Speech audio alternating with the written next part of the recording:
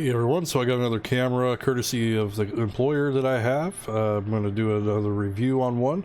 This is the Polycom, the Eagle Eye Mini USB.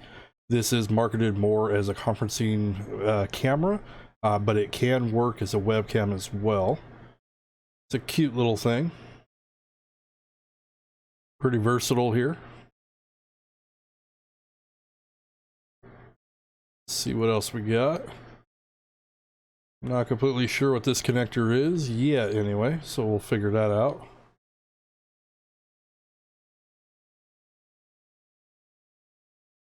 I know it goes on the cam, I just don't know what for yet. Alright, let's go ahead and pull everything out of here. We got the instruction manuals and everything.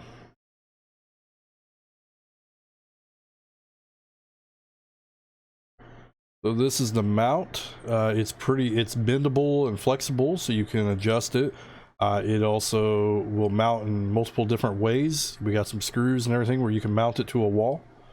You could also mount it to a TV, you know, if you're doing like a conference room type thing. This little guy here is like a sticky pad connector where you can stick it to the back of the TV. You could always mount it to the TV with the sticky pad instead of the wall and everything. Then we have our USB cord with the dongle connection. You see the USB plug in there.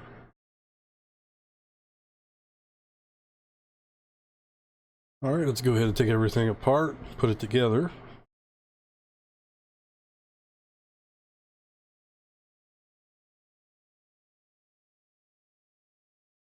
Decent size USB cord.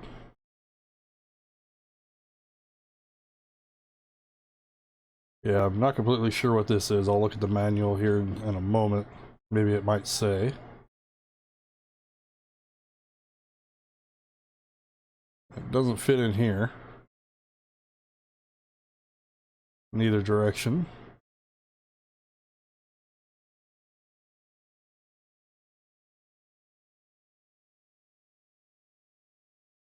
Alright, let's go ahead and grab our connector for the dongle. Now, might have to figure out which way it's going to go in. Let's go ahead and take a look at the manual here real quick. I kind of want to see about that little piece.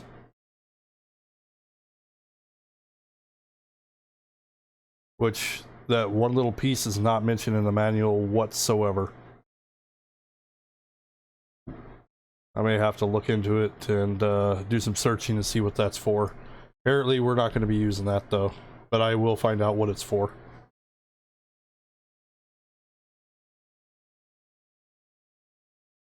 It doesn't look like it's going to fit in this either. Nope. I thought maybe it might be like a quick connect, but that's definitely not the case. So we will pull that thing off.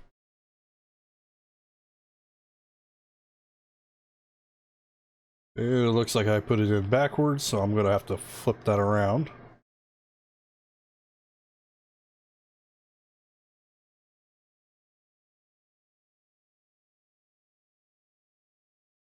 It holds pretty securely. Just snaps in place. You can adjust pretty much this entire mount. It's completely flexible. You could also connect it to a tripod as well.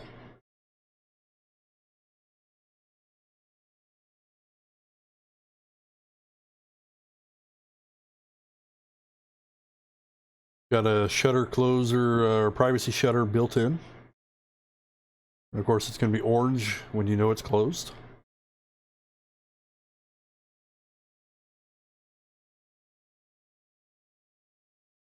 And this little guy, you just pop it in place here, and that's where you can stick it to something.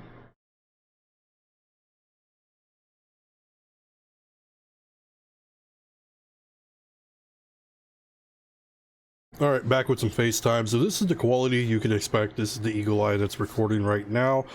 The colors are a little off on some of it, such as my mic should be a lot more red, but it looks more orange in the video. The green screen is a little more comparable to the correct coloring. It seems like just certain colors are off a little bit. Definitely not as off as one of those cheap webcams I reviewed recently. I'll go ahead and pull up my Logitech here just so you can see it side by side. We'll pull that up here so you can see the color differences. Now, the Logitech is a Logitech 920. It sees the correct colors with my mic, but not so much with the green screen. So there's definitely some differences there. And also, it looks like the colors, like with the skin, is a little bit different compared to the other one. I'll go ahead and turn that one back off because we're just going to show the Eagle Eye. I just wanted to give you a little quick comparison. So I do have their page up open here. It's the Eagle Eye Mini. They have it advertised for $160. Do I think it's worth $160? Maybe not. I'm gonna go ahead and resize my camera here just so we can see more of the actual screen. Yeah, I don't think I would pay $160 for this. I think there are better options. Now you can find it on Amazon for about $100. Sometimes just a little bit less. Probably just depends on the time of the year and the demand for it. So we'll go ahead and take a look. This is a 1080p. There is no mic built into it like with the Logitechs and some of the other cameras. Now, I don't use built-in mics with these webcams anyway, just because they're not very good. If that's all you have, go ahead and use it. I will show the images because it does show kind of different mountings for it. So if you scroll through, I mean, I already showed that stuff, but you can see where you can bend the mount here to do like the tripod. I don't have a tripod next to me to really do that for you. You can mount it on top of a TV or a monitor. If you're like me that has a short bezel though, it's gonna kind of overhang a little bit unless you really finagle it. So that's one of the cons I don't like about this cam. And then here's a picture of it showing where it's attached behind the TV, and this is with that little sticky pad.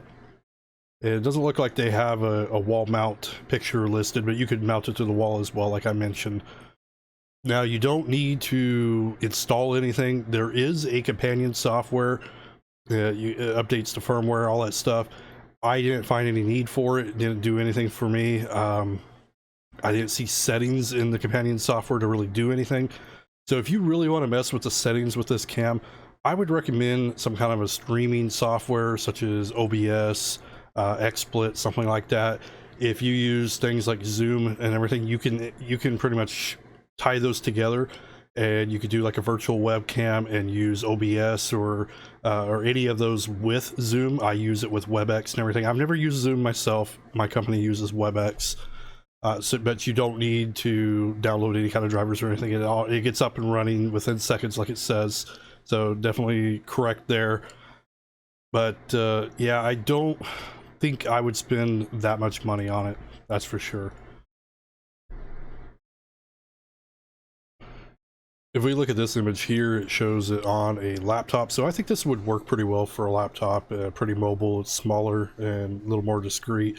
Depending on where the USB ports is, you could just plug it straight into a USB port instead of having the USB cord with a dongle attachment. Now with monitors as well, because monitors have USB ports, some of them do. You may just have to flip the orientation if the USB port's on the side of it.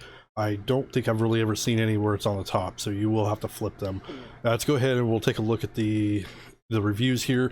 So the reviews, there were a couple bad reviews, 1-star reviews. One of them was saying that there was an autofocus issue, something about it not being able to focus. I haven't experienced any focus issues whatsoever, so I don't know about that. At least with my experience, there's no issues.